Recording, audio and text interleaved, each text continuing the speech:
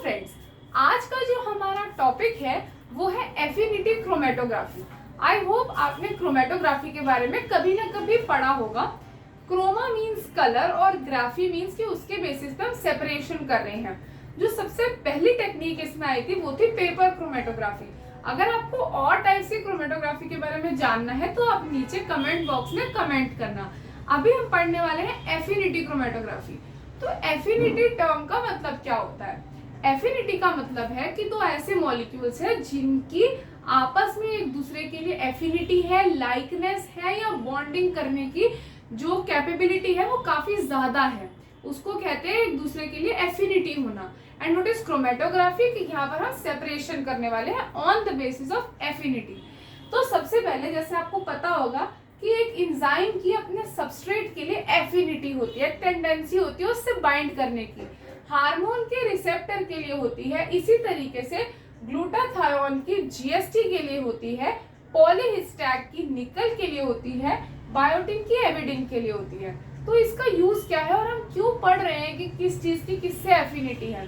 तो हम यहाँ पर एक एग्जाम्पल कंसीडर कर रहे हैं कि मेरे पास एक सैंपल है प्रोटीन ए जिसको मुझे आइसोलेट करना है, पर एक प्रॉब्लम है कि मेरे पास एक मिक्सचर है जिसमें प्रोटीन ए है और उसके साथ ग्लूटाथायोन भी है।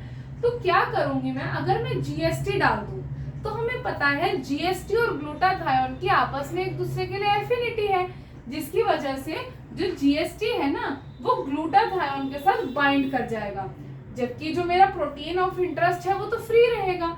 तो इसका बेसिक प्रिंसिपल ये है that unbound molecule will elute first. ऐसा मॉलिक्यूल जो किसी के साथ बाउंड नहीं है, अकेला है, वो पहले इल्यूट हो जाएगा।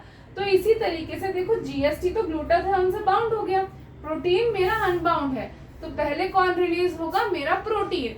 इसी तरीके से वाइस वर्सा अगर मैं बोलूं कि सपोज कर लो मेरे प्रोटीन में ही ग्लूटाथायोन था और साथ में कुछ और था, तो क्या है कि प्रोटीन जो है यहाँ पर जब मैं जीएसटी डालूंगी तो वो मेरे प्रोटीन से बाउंड होगा। तो प्रोटीन क्या है? बाउंड है। तो पहले लेकिन क्या आता है? अनबाउंड। तो यानी कि प्रोटीन मेरा दूसरे नंबर पे आएगा। तो इसमें आपको यही याद रखना है कि बाय यूजिंग एफिनिटी, कि जैसे एक मॉलिक्यूल की दूसरे के लिए एफिनिटी है, इस बेसिस पे हम इल्यूट कर सकते हैं अपने डिजायर्ड प्रोटीन को। अगर तो प्रोटीन के साथ ग्लूटाथायोन नहीं है तो यहाँ पर जैसे हम देख रहे हैं कि जीएसटी जब हम डालेंगे तो ये आपस में एफिनिटी शो करेंगे, जबकि प्रोटीन तो अकेला रह जाएगा क्योंकि वो अनबाउंड है, इसलिए प्रोटीन पहले निकल आएगा।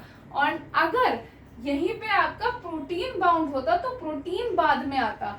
तो इसीलिए unbound fraction will elute first and this is based upon कि किसके किसके साथ एफिनिटी है। इस तरीके से हम अपना डिजायर्ड प्रोटीन इल्यूट कर सकते हैं। तो एफिनिटी क्रोमेटोग्राफी एक ऐसी टेक्निक है जो आपको आपका डिजायर्ड प्रोटीन इल्यूट करने में हेल्प करती है। आई होप आपको ये टॉपिक समझ में आया होगा। अगर आपको कोई और टॉपिक की वीडियो चाहिए आप कमेंट करें, और अगर आपको कोई डाउट है या आपको नोट्स से रिलेटेड कोई इशू है या आपको नोट्स चाहिए ईदर फॉर बीएससी, एमएससी या फिर नेट और अदर एंट्रेंसेस, तो आप मुझे मेरे जीमेल पे कांटेक्ट कर सकते हो। Thank you very much.